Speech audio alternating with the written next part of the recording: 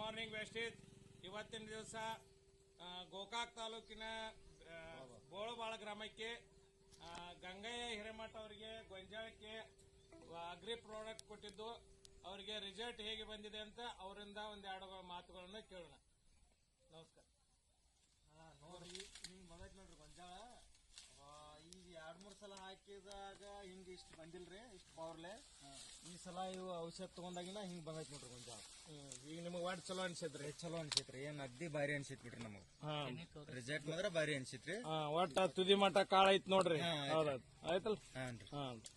ಇದಕ್ಕೆ ಏನೇನ್ ಮಾಡಿದ್ರಿ, ಏನೇನ್ ಹಾಕೊಂಡಿದ್ರಿ? ಮೊದಲ ಇದನ್ನ ಮಾಡಿದ್ರಿ, ಬೀಜೋಪಚಾರ ಮಾಡಿದ್ರಿ. ಅದ ಒಂದ್ ಪ್ಯಾಕೆಟ್ ಹಾಕಿದ್ರಿ, ಗ್ರಾನ್ಯೂಲ್ಸ್ ಒಂದನಕ್ಕೆ ಸ್ಪ್ರೇ ಮಾಡಿದ್ರಿ. ಇರ್ಲಿ